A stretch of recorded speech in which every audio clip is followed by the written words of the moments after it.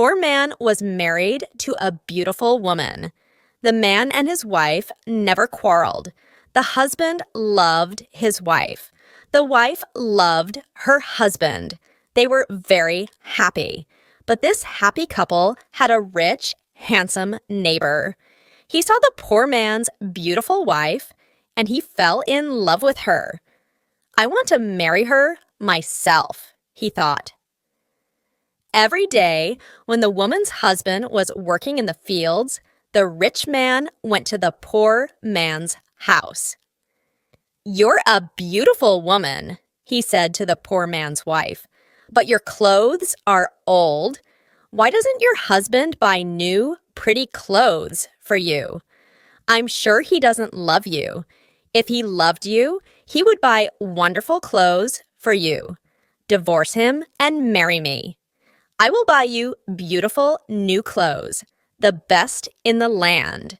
Then you will be the most beautiful woman in Ethiopia." At first, the woman didn't listen to the rich man, but he came to her house every day, and every day he said the same things. At last, she began to think, perhaps my neighbor is right. Why doesn't my husband buy beautiful new clothes for me? Perhaps he doesn't love me. That night, she said to her husband, "Look at me, husband. My clothes are old and ugly. I want new ones. Buy me some new clothes." Her husband smiled at her. "You don't need new clothes," he said. "You are the most beautiful woman in the world to me." She was angry. "Don't you love me?" she said. "If you love me, buy me a new dress." Her husband loved his wife, and he wanted to please her.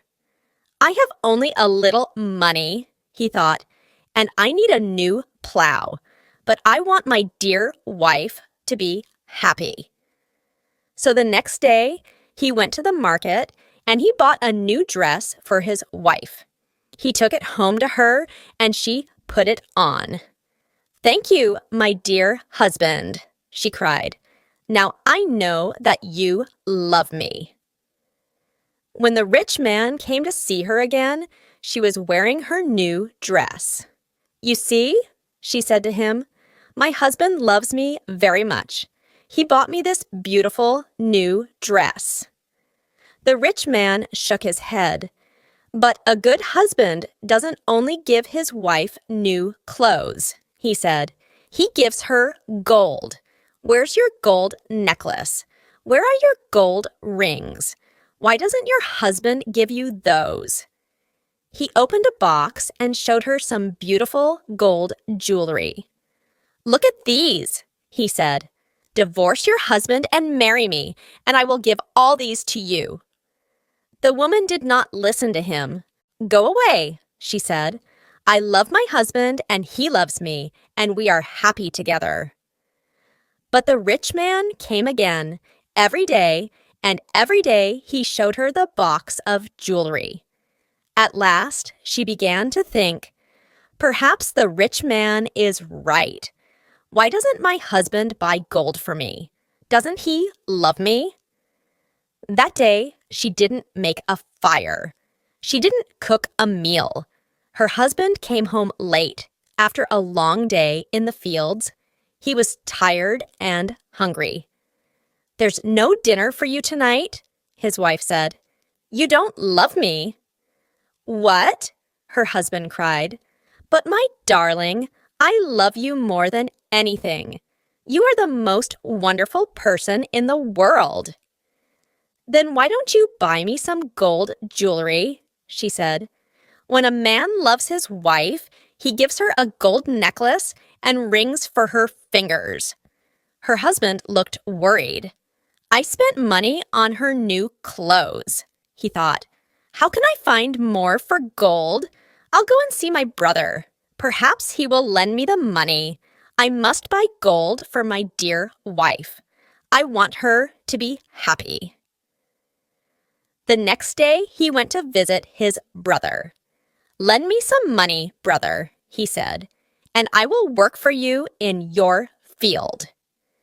All right, his brother said, but you must work hard. There are many stones in my field, and you must move them all away. Her husband agreed and took the money. He went to the market and bought some gold jewelry. Then he took it home to his wife. His wife was very happy. She put the necklace round her neck and put the rings on her fingers. "Look at me," she said. "Am I not beautiful?" "You're very beautiful," her husband said. "If you are happy, I am happy." She put her arms round his neck. Thank you, my dear husband," she said. "Now I know that you love me." The next day, her husband went out very early, before the sun rose in the sky. He ran to his brother's field. It was covered with stones. "I must work very hard now," he thought. "I must start early and stop late. I must pay my debt to my brother." His wife was working happily at home. "I'll make a wonderful dinner for my husband tonight," she thought. "He gives me wonderful presents. He works hard for me. I know that he loves me." "Hello?" a voice called out. "Are you there?" The woman went outside. Her rich neighbor was there. "Ah, it's you," the woman said. "Listen, neighbor, you were wrong about my husband. Yesterday, he bought me this beautiful jewelry. He loves me very much, and I love him. I will not divorce him. I will not marry you." The rich man was worried.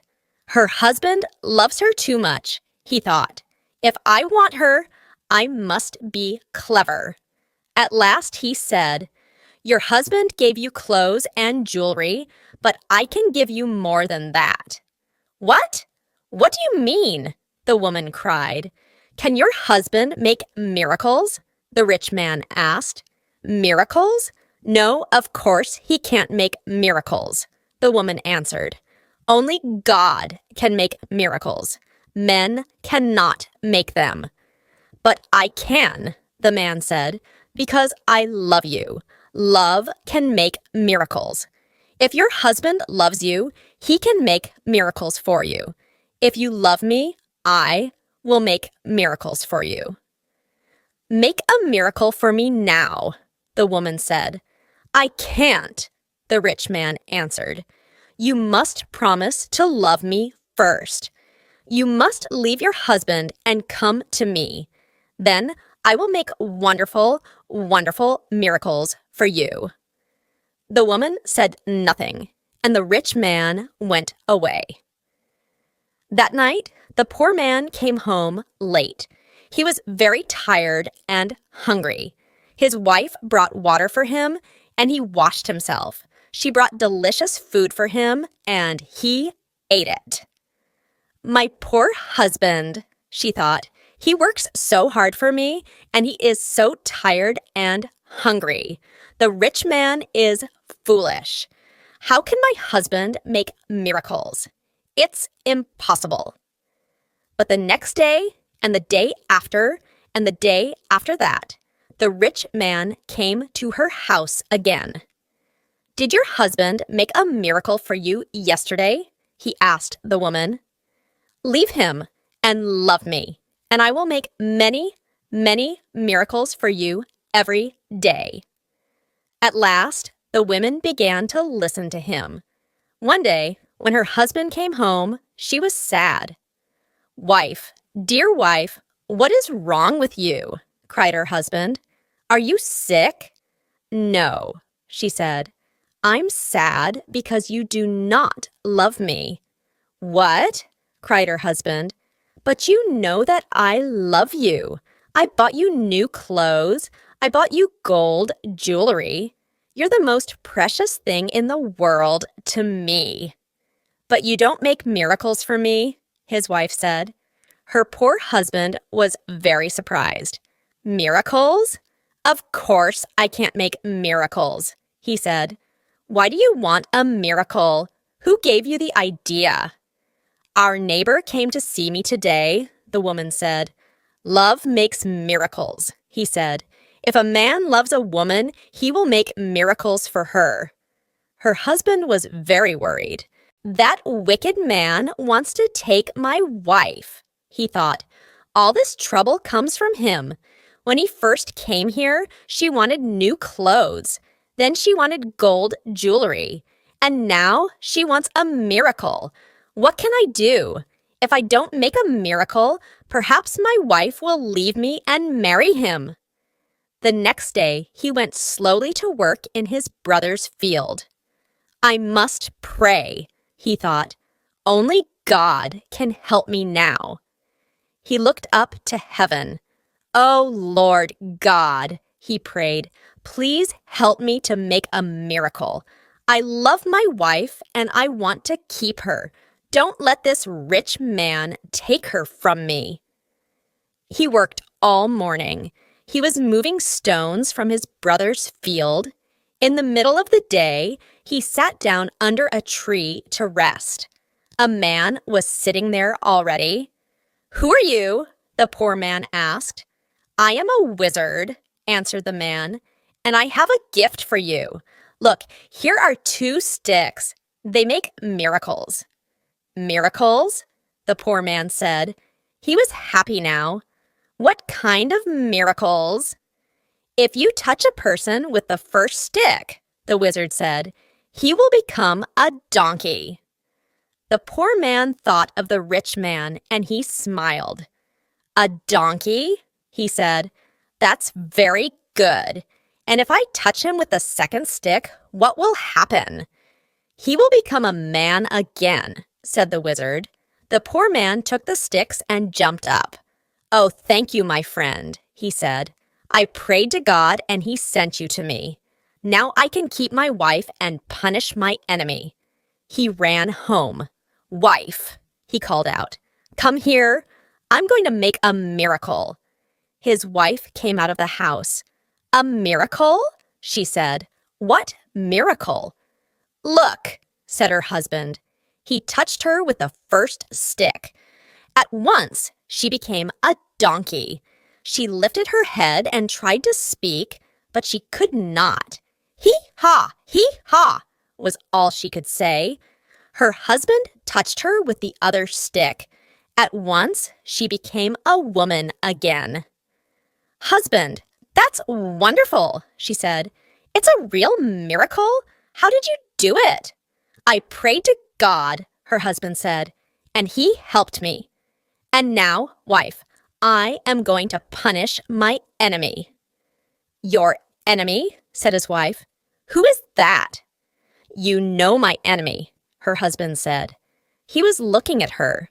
He wasn't smiling now. It's the rich man, our neighbor. He comes to our house when I'm working in the fields. He gives you bad ideas. Ask your husband for new clothes, he says. Ask him for gold jewelry. Ask him for a miracle. Am I right? Did our rich neighbor give you all these ideas? His wife said nothing. And did you listen to him? Her husband went on. His wife did not look at him. She was ashamed. I'm sorry, she said. It's true. He said all those things. He wanted me to divorce you and marry him. And I listened to him. And do you want to divorce me and marry him? Her husband asked. She looked at him. Her eyes were full of tears. No, dear husband, I want to stay with you forever, and I will never listen to him again. Then take this stick, her husband said, and touch the rich man with it. He gave his wife the first stick, but he hid the second one in the roof. The next day, he went to work. Soon, the rich man arrived at the woman's house. Well, he asked her, and can your husband make miracles yet? Yes, she said, and she touched him with the first stick. At once, the rich man changed into a donkey. Now, said the woman, you can go to work and help my dear husband. She took the donkey out to the fields. Her husband was working there. He was moving stones from his brother's field. "Ah," he said, "a donkey. Now I can finish the job quickly." From that day, the poor man gave the donkey many heavy loads to carry.